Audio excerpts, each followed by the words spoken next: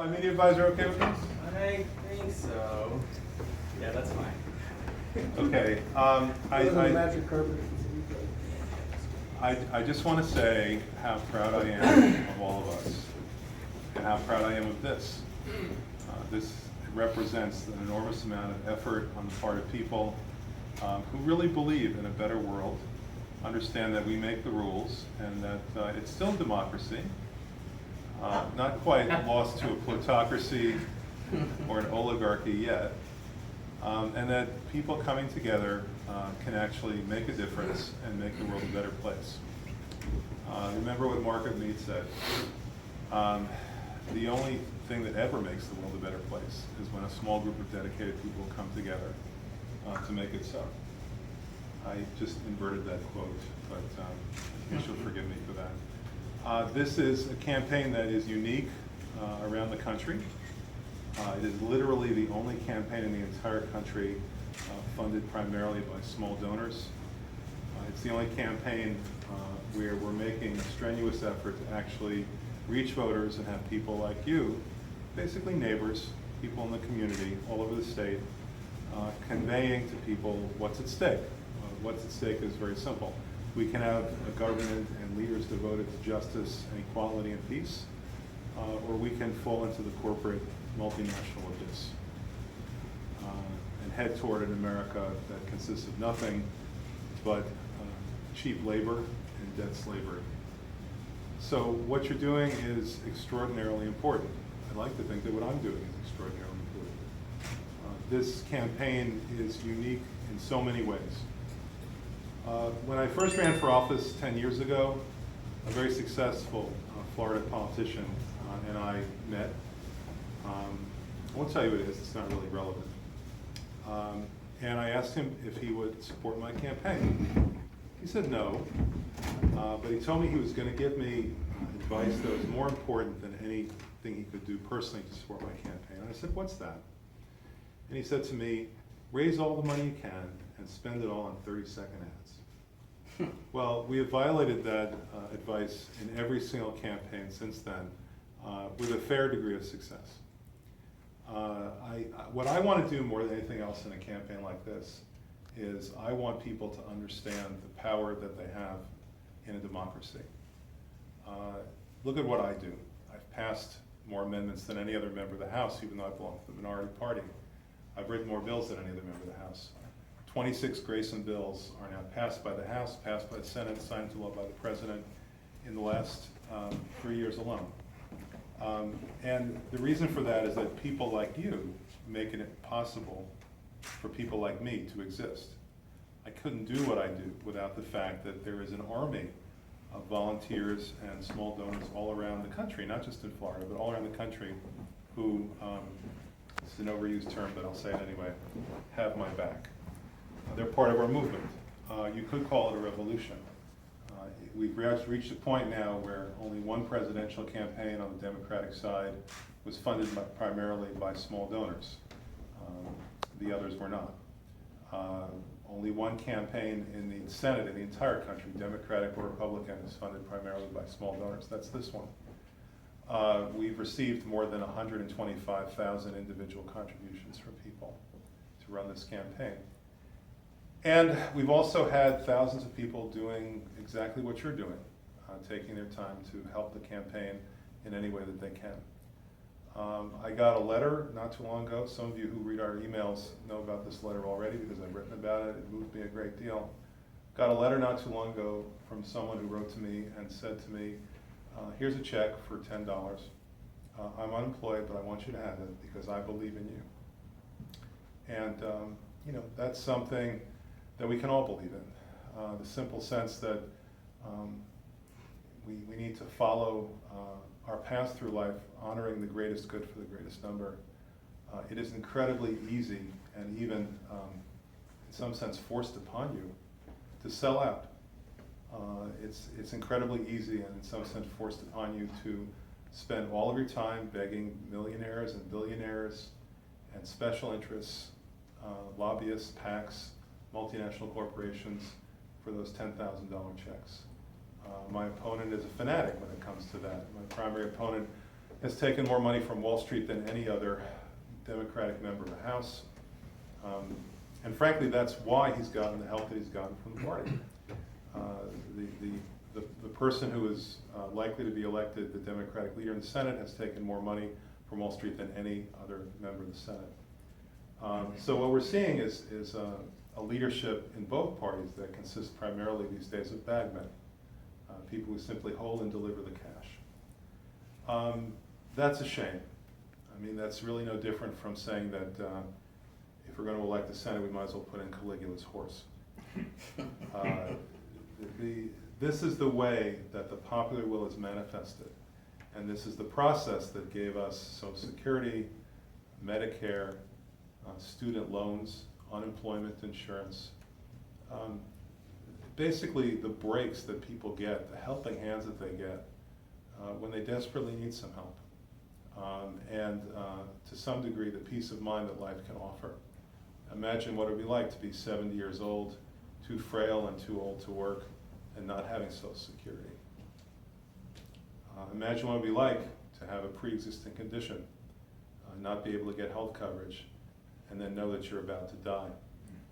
Spoke to a friend just a couple of hours ago who told me that his wife is now on her third course of chemotherapy. She has ovarian cancer. Her care has already cost $1 million or more. He said more. And he said that if Obamacare had not been passed, she literally would be dead. He wouldn't have the money to be able to pay for her treatments. She wouldn't have the money either. No insurance company in the world would ever take someone like her who was stricken with ovarian cancer. She would literally be dead. These are the choices that we make collectively as a nation. These are the issues that we wrestle with if we're fortunate enough to be elected to represent the people. Literally issues of life and death. The third vote that I ever took as a member of Congress back in 2009 was a vote to extend health coverage to 4 million children who didn't have it. And that included 10,000 children in my own district, right here in Orlando. 10,000 children in my own district. The rule of thumb is that for every 1,000 people who don't have insurance, one of them dies each year. That's a rule of thumb. So we saved 4,000 lives each year by passing that bill that day.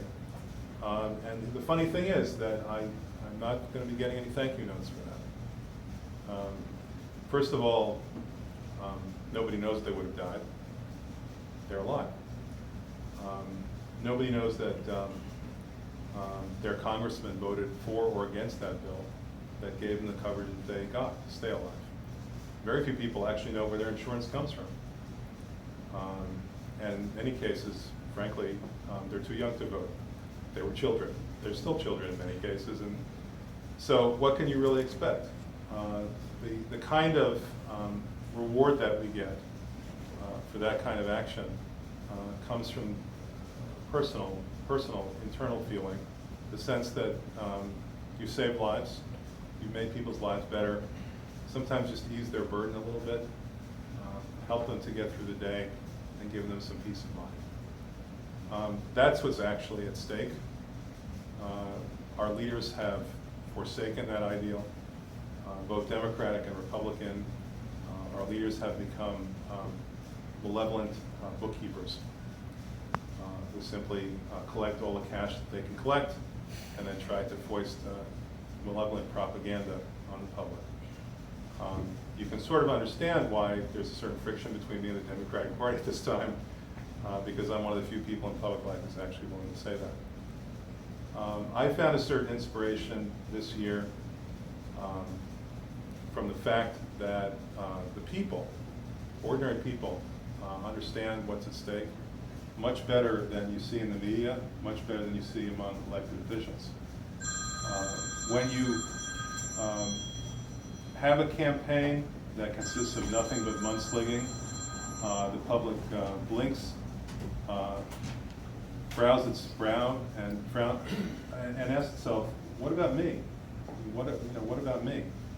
And I've been very careful all year long not to brag about things that I've done at various parts of my life. It's not about me. I've been very careful during the year to always say that if there's one thing I wanted to do if I were elected, it's to make sure that seniors get a raise. And that's the kind of substance that is so lacking right now in political discourse in America. It's basically issueless, it's mindless, and it's valueless. It just consists of nothing but I'm better than the other guy, or at least not as bad. So what you're doing here by making these calls is you're conveying to the public that there is another way to look at this. That to choose between the lesser of two evils is evil. And there is a better way. It is possible to actually elect leaders who care and can get good things done. So I appreciate your help from my heart. Thank you very much. And as one of those people who didn't have insurance from the time I was 35 until I got Medicare because of a pre-existing condition, I really appreciate that. I didn't die, but I came damn close to it a couple of times because of asthma. Yep. And the whole primary has made me disgusted with the whole party because they pick who we're going to have, and I'm tired of it. I want to vote for who I want to vote for. And I was behind Bernie, and I'm behind you, and I'm really tired of being bought off by millionaires and billionaires. Thank you. Thank you very much. What about single payer? All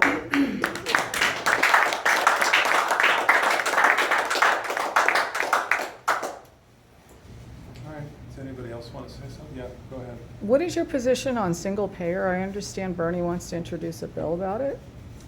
Well, I believe I'm already part of that relevant bill. I have to look it up to be sure, but I've introduced the Medicare You Can Buy Into Act as a step toward that.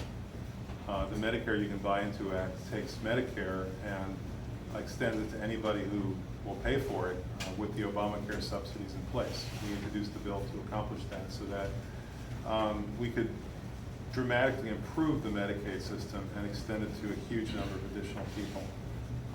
My goal is, first of all, to make that public option available to people, and we got almost 100 co-sponsors on the earlier version of that bill. And secondly, over time, to lower the age for qualifying for Medicare, because Medicare is a system that people generally like a lot. I mean, it's not perfect, but people like it, and it extends from Key West all the way to Nome, Alaska, and everywhere in between, except for Canada, I guess. They've got their own system. This is something that is desperately needed in this country. We spend far more than any other country in the world on our health care, 17% of our GNP, as opposed to every other country spending 13% or less. Our life expectancy is 50th in the world. Canada lives 2 years longer on the average. Canadians live 2 years longer, and they have to shovel a lot of snow. The Japanese live 4 years longer, and they eat poison fish, so go figure. And yet we still have 30+ million people in this country who can't see a doctor when they're sick because they have no health coverage. People scratch their heads and say, how could we pay so much and get so little in return? The Germans invented universal health coverage. They did it in the 1800s, believe it or not, 1880s. And here we are, more than a century later, still struggling to reach the same ideal. Healthcare is a human right, and it's frankly the least we can do, just to try to make sure that we each can stay alive. Thank you. You're welcome. Can I put this on YouTube? Sure. Thank you. Yes, go Yeah, ahead. so actually I'm a pharmacy student. I just had a lecture, and my generation's on pace to die 5 years earlier than your generation. That's correct. So this is, a great concern. It's particularly white people, interestingly enough. Yeah, and but my concern is, I don't know if with the recent news with Aetna dropping their HMO, is that something we need to be concerned about with the other companies? Because I have, the Obamacare, and I just don't want Blue Cross and Blue Shield say, it's not profitable anymore, so bye-bye. Well, the answer is yes. You know, the whole purpose of the exchanges was to try to introduce something resembling competition into healthcare in this country.